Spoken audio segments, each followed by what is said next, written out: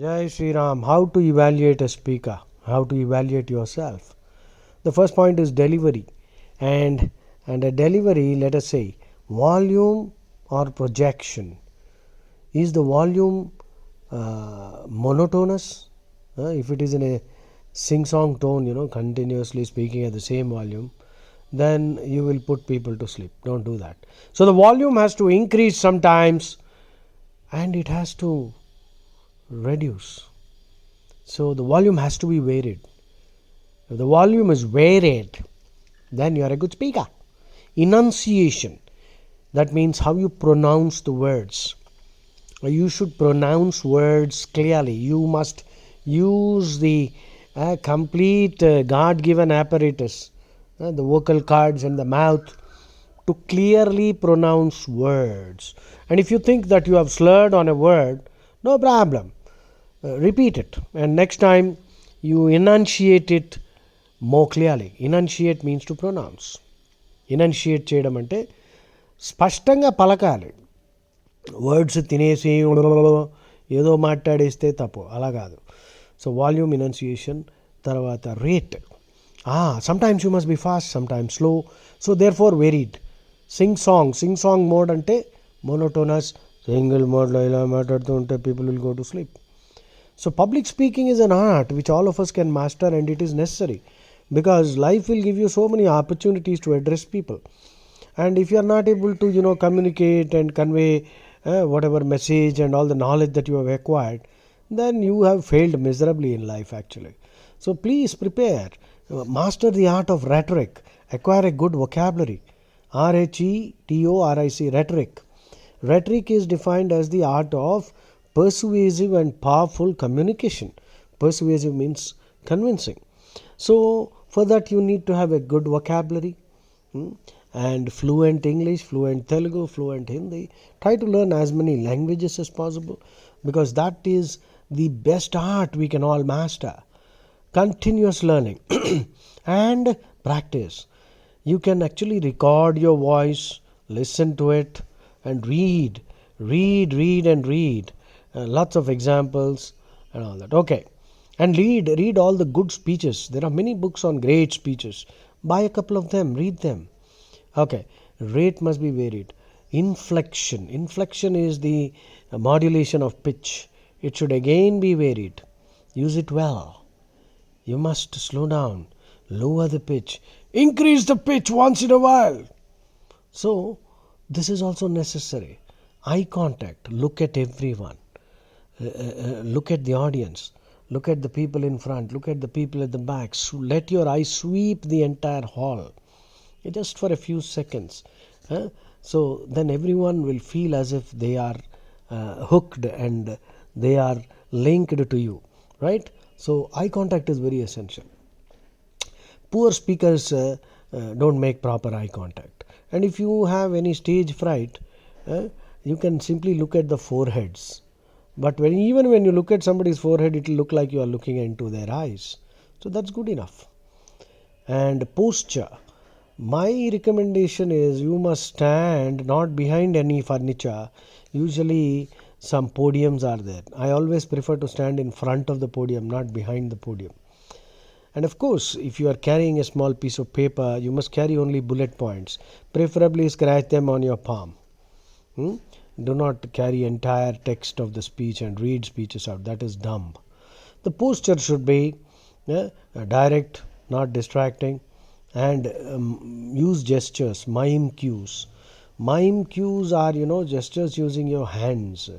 Sometimes you may show a fist, sometimes you might show your open palm as if you are carrying an apple, or all kinds of gestures, but not too many of them. Mime cues they are called. Level of confidence. You should sound very confident. And how will you sound confident? When you are talking on a subject about which you are pretty good at. You should be thorough. So therefore, prepare well. Always over prepare. Always over prepare. That is, they say, fill the barrel to the brim, and once the bung is pulled out, the barrel will flow. Stand up, speak up, and shut up. So that's a simple rule. Okay, so always over prepare, never under prepare. then you will be confident. And rehearse. You must rehearse. If it is a speech for, let us say, only 20 minutes or 30 minutes, then you must do a lot of preparation and rehearsal. If they give you sufficient time, like a pravachan, 2-3 hours, then you can really freak it out. There is no need for much preparation if you are thorough with the subject. So, if the time allotted is less, then you must use the time very effectively. Therefore, a lot of preparation becomes very essential. And then content, let us see. Introduction should be very clear. Usually, I prefer to narrate a story. There are so many stories from Ramayana and Mahabharata. I have collected a lot. I have repeated them so many times in so many places. So I usually tweak them a little, introduce some originality and novelty. Because Samartha Ramdas ji said, so Jayasa Harikate Chi Godi उठे नीच नवी आवड़ी तयास जोड़ली जोड़ी सर्वोत्तमाची. Dasa Bodha is the magnum opus of Swami Samartha Ramdas ji, who was the guru of Chhatrapati Shivaji. Dasa Bodha, his instructions to his disciples.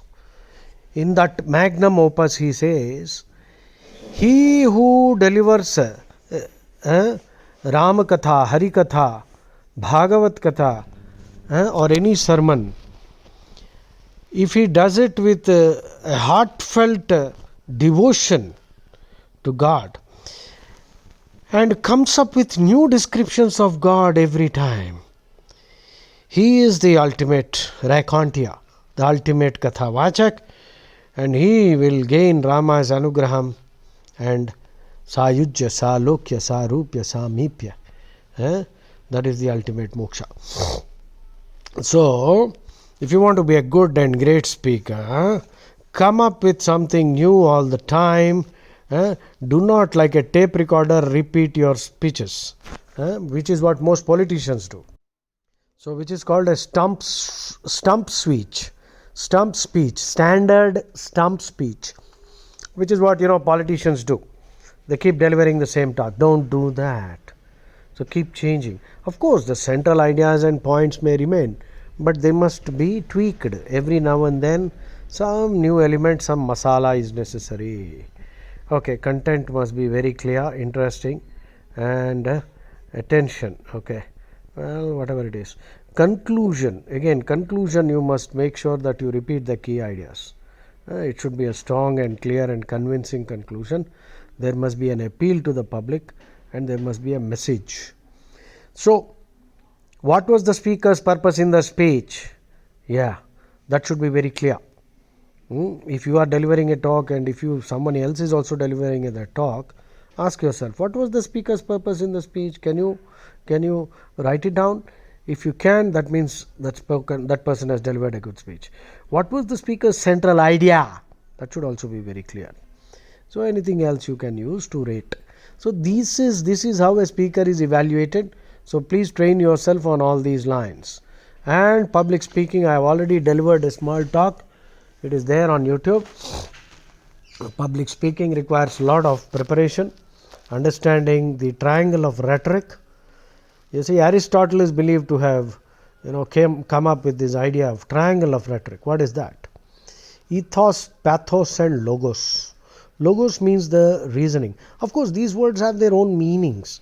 Logos means the word of God, because Christ is considered the logos, word of God.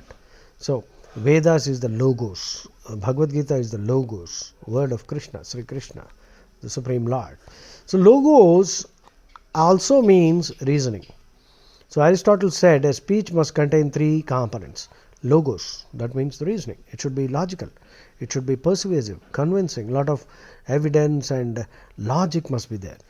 Then ethos. Now the word ethos independently means defining characteristic or culture. Hindu ethos, American ethos. Now ethos in the context of public speaking was used by Aristotle to mean the credibility of the speaker.